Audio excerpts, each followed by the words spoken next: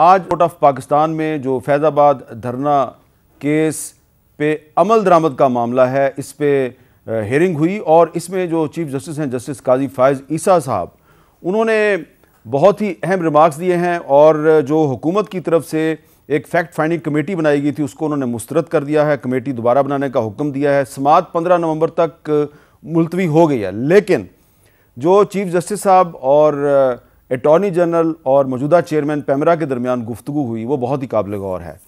वो इस तरह कि चीफ जस्टिस साहब ने ये कहा कि हुकूमत जिस तरह मामलात चलाना चाह रही है ऐसे नहीं चलेगा और हम जानना चाहते हैं कि फैज़ाबाद धरने का मास्टरमाइंड कौन था। हुकूमत सीधा कह दे कि हम काम नहीं करेंगे। और फिर उन्होंने अल्लामा ताहिरुल कादरी साहब का नाम लिए बगैर कहा, क्या कोई पाकिस्तानी कनाडा जाके इस तरह धरने दे सकता है जिस तरह एक शख्स ने कनाडा से पाकिस्तान आके धरने दिए। और फिर उन्होंने हुकूमत की जो बनाई गई फैक्ट फाइंडिंग कमेटी है उसको गैर कानूनी करार देके कहा इसके सामने कोई पेश नहीं होगा।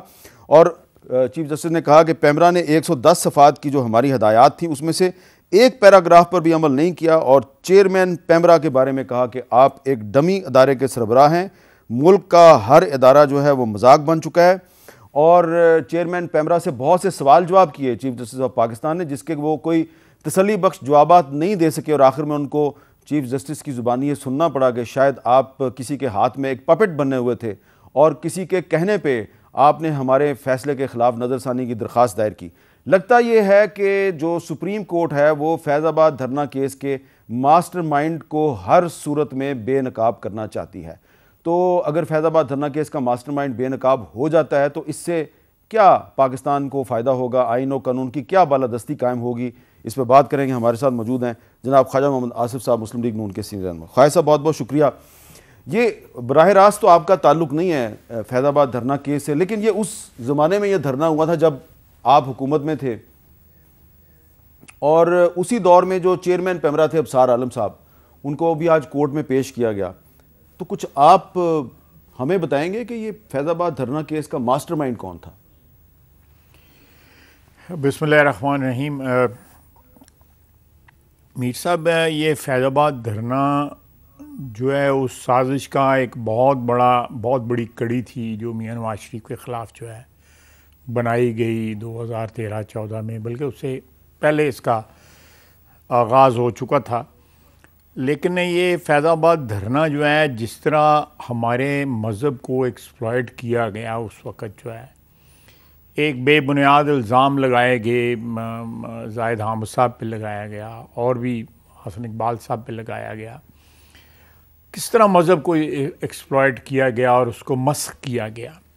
मैं समझता हूँ कि ये लोग जो हैं, ये जितने इस्लाम दुश्मनी इन लोगों ने की है कि मज़हब को एक इख्तलाफी मसला बना के इस मुल्क में जो मज़हब के नाम के ऊपर हासिल किया गया था उसको ये अपने मकासद के लिए जो भी साजिश थी उसकी कामयाबी के लिए इस्तेमाल करते रहे।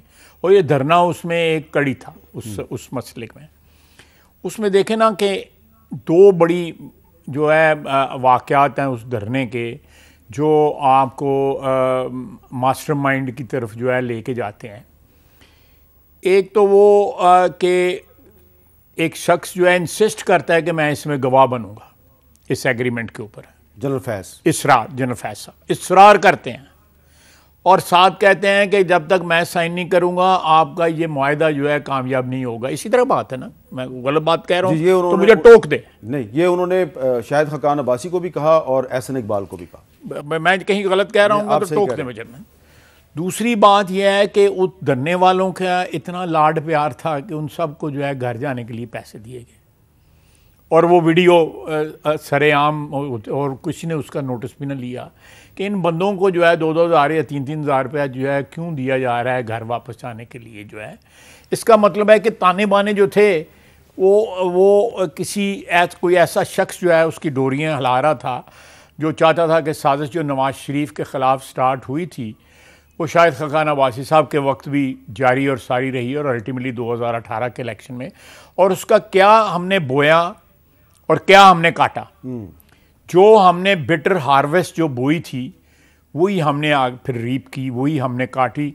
और हमने क्या देखा फिर पिछले 2-2.5 साल 3 साल के अंदर इस मुल्क के साथ, वतन अजीज़ के साथ जो कुछ हुआ।